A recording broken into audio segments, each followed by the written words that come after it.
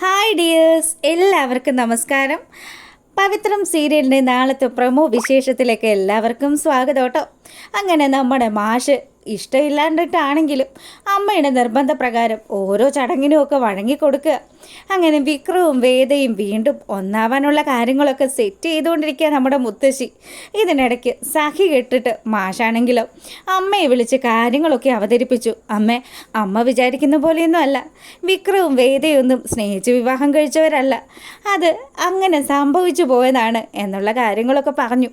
ഇത് കേൾക്കുന്ന സമയം മുത്തശ്ശി ഒരു ചെറു പുഞ്ചിരിയോടുകൂടി നമ്മുടെ മാഷിൻ്റെ അടുത്ത് ചെന്നിട്ട് പറഞ്ഞു, എന്തിനാ മോനെ അമ്മ ഈ കാര്യങ്ങളൊന്നും അറിയാത്തതാണെന്നാണോ എൻ്റെ മോൻ വിചാരിച്ചിരിക്കുന്നത്? എല്ലാ കാര്യങ്ങളും മനസ്സിലാക്കിയിട്ട് തന്നെയാണ് ഇനിയെങ്കിലും അവരെ രണ്ടുപേരെയും ഒന്നിച്ച് കാണാനായിട്ടുള്ള ആഗ്രഹം കൊണ്ടാണ് ഞാൻ ഇതൊക്കെ ചെയ്യുന്നത്. മോനെ, നിനക്ക് കാര്യങ്ങൾ മനസ്സിലാവാത്ത കൊണ്ടാണ്. അമ്മ ഒരു കാര്യം പറയട്ടെ, നിൻ്റെ മരുമോള് വലിയ വീട്ടിലെ കുട്ടിയൊക്കെ ആയിരിക്കാം, എന്നാലും അവൾക്ക് നിൻ്റെ മകനെ ഒരുപാട് ഇഷ്ടമാണ്. അതുകൊണ്ട് മാത്രമാണ് വിക്രത്തിൻ്റെ എല്ലാ സ്വഭാവങ്ങളും മനസ്സിലാക്കിയിട്ടും വിക്രം ഒരു രാഷ്ട്രീയ ഗുണ്ടയാണെന്ന് മനസ്സിലാക്കിയിട്ടും അവൾ വിക്രത്തെ വിട്ടുപോവാത്തത്. എന്തായാലും ആ ഒരു സ്നേഹം കണ്ടില്ലെന്ന് നടിക്കാതിരിക്കാൻ പറ്റില്ലല്ലോ മോനെ.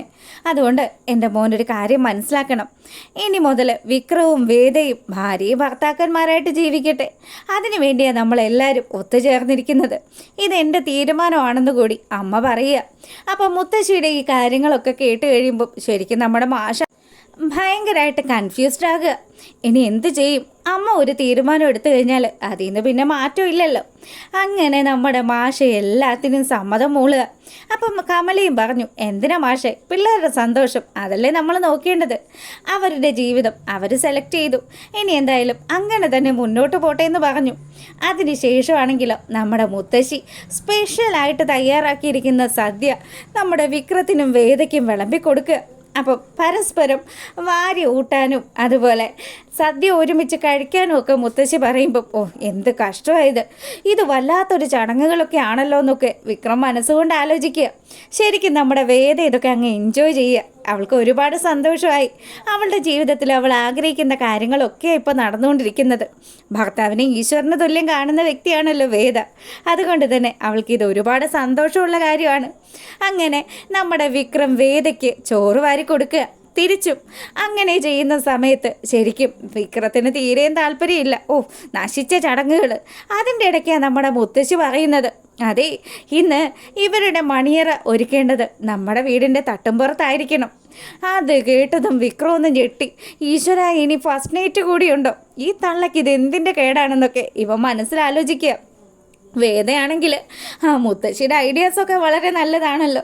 എന്തായാലും തൻ്റെ ജീവിതത്തിൽ ഇതാ പുതിയ മാറ്റങ്ങളൊക്കെ സംഭവിക്കാൻ പോവാണ്. അങ്ങനെ വിക്രം അവിടെ ഇങ്ങനെ ഇരുന്ന് ആലോചിക്കുന്ന സമയത്ത് നമ്മുടെ വിനായകനും അതുപോലെ ചേട്ടൻ പുള്ളിക്കാരനും കൂടി അങ്ങോട്ടേക്ക് വന്നു. എന്നിട്ട് പറഞ്ഞു, അല്ല, നീ ഇങ്ങനെയൊക്കെ ഇരുന്നാൽ മതിയോ? ഒരുങ്ങണ്ടേ? ഇന്ന് നിൻ്റെ ഫസ്റ്റ് നൈറ്റ് അല്ലേടാ? എൻ്റെ പൊന്നേട്ട, മനുഷ്യന് മനസ്സമാധാനം പോയിരിക്കുന്ന സമയത്താണോ നിങ്ങളുടെ ഒരു ഫസ്റ്റ് നൈറ്റ്?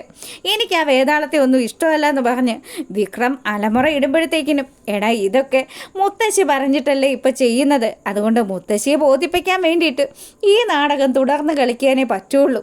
അങ്ങനെ ഇവിടെ ഈ കാര്യങ്ങളൊക്കെ നടക്കുമ്പോൾ നമ്മുടെ വേദയെ ഒരു മണവാട്ടിയെ ഒരുക്കുന്നത് പോലെ അവളുടെ മണിയറയിലേക്ക് ഒരുക്കി വിടാനൊരുങ്ങുക മുത്തശ്ശി. അപ്പോൾ ശ്രീജയ്ക്ക് വലിയ സന്തോഷമൊക്കെ ഉണ്ട് കേട്ടോ. ശ്രീജ ഇവർക്ക് വേണ്ടിയിട്ട് പാലൊക്കെ കാഴ്ച ഇങ്ങനെ എടുത്തുകൊണ്ട് വരുമ്പം നന്ദിനിയാണെങ്കിലോ, ഈ തള്ളക്ക് ഇത് എന്തിൻ്റെ കേടാ? ഈ വയസ്സാം കാലത്ത് എവിടെയെങ്കിലും നാമവും ജപിച്ചിരിക്കുന്നതിന് പകരം അവർ മണിയറ ഒരുക്കാൻ പറഞ്ഞിരിക്കുന്നു. അതും എന്നോട്. അവൾക്ക് തീരെ ഇഷ്ടമായില്ല. അങ്ങനെ വിക്രവും വേദയും ഒന്നാകാനായിട്ടുള്ള കാരണക്കാരിയായി നമ്മുടെ മുത്തശ്ശി മാറുക. മുത്തശ്ശി വേദയുടെ കയ്യിലേക്ക് ആ പാൽ ഗ്ലാസ് കൊടുത്തിട്ട് പറഞ്ഞു, അതെ മോളെ, ഇനി മുതൽ എൻ്റെ മോൻ്റെ കുടുംബം അത് മുന്നോട്ട് കൊണ്ടുപോകേണ്ടത് നീയാണ് ആ വീട്ടിലെ വിളക്ക്. ശരിക്കും പറഞ്ഞാൽ മുത്തശ്ശി ഒരുപാട് സന്തോഷത്തോടു കൂടി നിന്നെ അനുഗ്രഹിച്ചു വിടുക. നല്ലതുപോലെ നിനക്ക് കുടുംബ ജീവിതം മുന്നോട്ട് കൊണ്ടുപോകാൻ സാധിക്കട്ടെ എന്നൊക്കെ പറഞ്ഞ് മുത്തശ്ശി നമ്മുടെ വേദയുടെ തലയിൽ തൊട്ട് അനുഗ്രഹിച്ചു വിടുമ്പം വേദിക്ക് ഒരുപാട് സന്തോഷമായിട്ടോ. അപ്പം നന്ദിനിയാണെങ്കിൽ നാശം പിടിക്കാനായിട്ട് ഇനി എന്തൊക്കെ കാണണം, എത്രയും പെട്ടെന്ന് ഇവിടുന്ന് ഒന്ന് വിട്ടുപിടിച്ചാൽ മതിയായിരുന്നു. അങ്ങനെ വേദയുടെ കയ്യിൽ പാൽ ഗ്ലാസും കൊടുത്ത് നന്ദിനിയോട് മുത്തശ്ശി ഒരു കാര്യം പറഞ്ഞു, നന്ദിനി, നീയും ശ്രീജയും വേണം വേണം ഇവളെ മണിയറയിലേക്ക് പറഞ്ഞു വിടാനായിട്ട്. അങ്ങനെ അവർ രണ്ടുപേരും കൂടി ചേർന്ന് ആ ഒരു കടമ അങ്ങ് നിറവേറ്റുമ്പോൾ നമ്മുടെ കമലയുടെ മനസ്സ് വളരെയധികം സന്തോഷിച്ചു. അപ്പോൾ വിക്രം ആണെങ്കിലോ മുറിയിൽ ഇങ്ങനെ ആ ഒരു മണവാളൻ്റെ സെറ്റപ്പിൽ മണിയറയിൽ ഇങ്ങനെ ഇരിക്കുക.